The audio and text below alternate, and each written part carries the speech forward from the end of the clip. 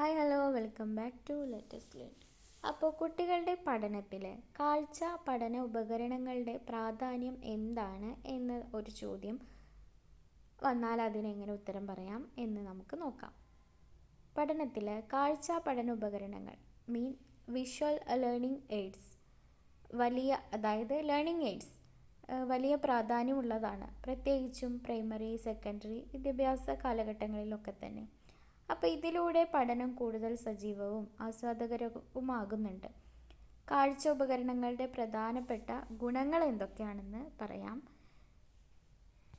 ഇത്തരം ഉപകരണങ്ങളുടെ പ്രയോജനം എന്താണ് എന്നുള്ളത്, അതിൻ്റെ യൂസ്ഫുൾ എന്താണെന്നുള്ളത് ഇപ്പോൾ ഒരു വർക്കിംഗ് ടീച്ചറാണെങ്കിൽ തീർച്ചയായും അറിയുന്നുണ്ടാവും. അല്ല, ഈ ട്രെയിനിങ് കാലഘട്ടങ്ങളിലൊക്കെ തന്നെ ഇത്തരം ഉപകരണങ്ങൾ ഉപയോഗിക്കുന്നത് കൊണ്ട് തന്നെ എന്താണ് അതിൻ്റെ യൂസ്, അതിൻ്റെ റിസൾട്ട് എത്രത്തോളം ഉണ്ട് എന്നുള്ളത് ഒരു ടീച്ചർക്ക് കിട്ടിയിട്ടുള്ള കാര്യമായിരിക്കും അല്ലേ. അപ്പോൾ നമുക്കതിൻ്റെ പ്രാധാന്യം നോക്കാം. കുട്ടികളുടെ ഓർമ്മശക്തി വർദ്ധിപ്പിക്കാൻ ഇതൊരു പ്രധാന കാരണമാകുന്നുണ്ട്. ദൃശ്യങ്ങൾ, ചിത്രങ്ങളും ചാർട്ടുകളും ഒക്കെയാണ് നമ്മളിതിൽ ഉപയോഗിക്കുന്നത്. അതുകൊണ്ട് തന്നെ വിദ്യാർത്ഥികൾക്ക് ആശയങ്ങൾ കൂടുതൽ എളുപ്പത്തിൽ മനസ്സിലാക്കാനും ദീർഘകാലം അവർക്ക് ഓർക്കാനും സഹായിക്കുന്നുണ്ട്. അപ്പോൾ നമ്മളൊരു കാര്യം കേട്ട് പഠിക്കുന്നതിനേക്കാളും അത് കണ്ടു പഠിക്കുമ്പോൾ അത് കൂടുതൽ കാലം മനസ്സിൽ നിൽക്കും. അതേ ഒരു തിയറി തന്നെയാണ് ഇവിടെയും നടക്കുന്നത്.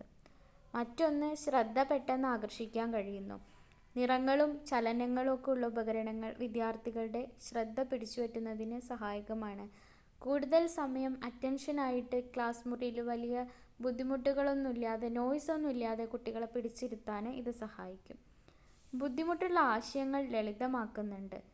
ഇപ്പോൾ ഗണിതം, സയൻസ് പോലെയുള്ള വിഷയങ്ങളിൽ സങ്കീർണമായ ആശയങ്ങൾ ഉണ്ടാകുമ്പോൾ അതുമല്ല മാപ്പ് അല്ലെങ്കിൽ ചാർട്ടുകൾ അല്ലെങ്കിൽ ഡയഗ്രാംസ് ഒക്കെ വെച്ച് ഉപയോഗിക്കുമ്പോൾ വളരെ ലളിതമായി ആ ഒരു കാര്യം ടീച്ചർക്ക് പറഞ്ഞു കൊടുക്കാനാകും. രൂപകൽപ്പന കഴിവ് വളർത്തുന്നു. ചിത്രങ്ങൾ, മോഡലുകൾ, ഭൂപടം മുതലായവയിലൂടെയൊക്കെ കുട്ടികൾ അത് കാണിക്കുമ്പോൾ കുട്ടികൾക്ക് ആശയങ്ങൾ പെട്ടെന്ന് മനസ്സിലാക്കി എടുക്കാൻ കഴിയും.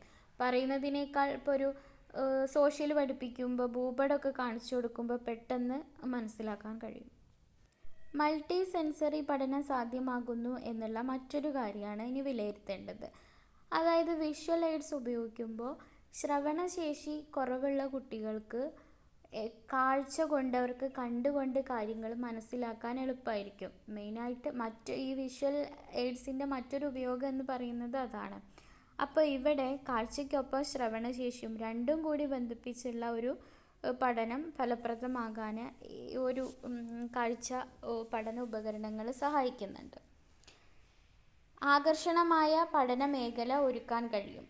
ഇപ്പോൾ വീഡിയോ പ്രസൻറ്റേഷൻ, ആനിമേഷൻ തുടങ്ങിയവ ഉപയോഗിക്കുന്നത് ഒരു ക്ലാസ്സിൽ കുട്ടികൾക്ക് ആവശ്യത്തിനുള്ള ആകർഷണവും പഠിക്കാനുള്ള ഉത്സാഹമൊക്കെ നൽകാൻ സഹായകമാകും. ഇനി എന്തൊക്കെയാണ് നമ്മൾ കാഴ്ച പഠന ഉപകരണങ്ങളായിട്ട് ഉപയോഗിക്കാൻ പറ്റുന്ന സാധനങ്ങൾ? ചാർട്ടുകൾ, ഗ്രാഫുകൾ, പോസ്റ്ററുകൾ, പ്രൊജക്ടറുകൾ, സ്ലൈഡുകൾ, അതായത് നമ്മൾ പ്രസൻറ്റേഷൻ തയ്യാറാക്കി കാണിക്കുന്നത്. ഇനി ഉപകരണങ്ങൾ നോക്കുകയാണെങ്കിൽ ഇതൊക്കെ ഡിജിറ്റലാണ്.